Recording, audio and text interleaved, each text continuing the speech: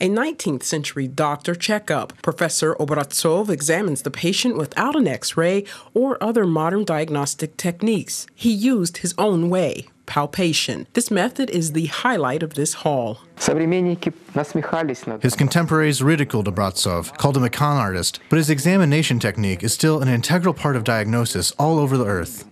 The curators of the exhibition didn't only meticulously recreate the interior of Obraztsov's real office, including the landscape seen through the window. The human figures are made of special plastic, which is used in dentistry.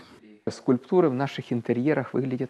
sculptures in our interior are very lifelike. You can even talk to them. That's the feeling you get when you look at them.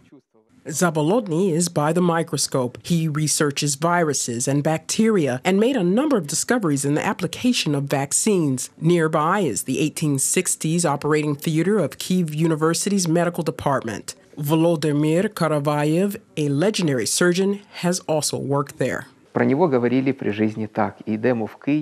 his lifetime, there's a saying, "Let's go to the church to pray to God and to bow to Karavayev." Karavayev Dachi in Kyiv is where his country house once stood.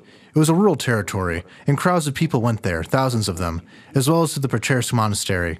The multi-tiered halls used to be the anatomical theater of St. Volodymyr's Kyiv University. Here, collections of specially processed human organs were gathered to serve as teaching guides. Our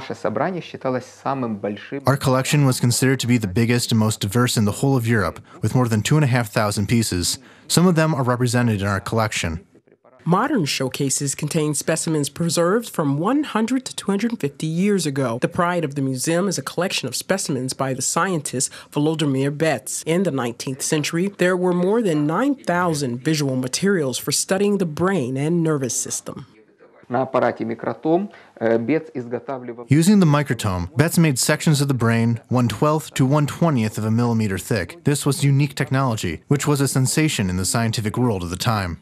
The museum has 3 halls showcasing different steps of the development of medicine. An old Slavic sauna once fulfilled the role of a trauma doctor's room or a maternity hall. The interior of a village house has a recreated scene of a country doctor's visit. The dioramas show combat medicine from the Kazakh times to the Second World War.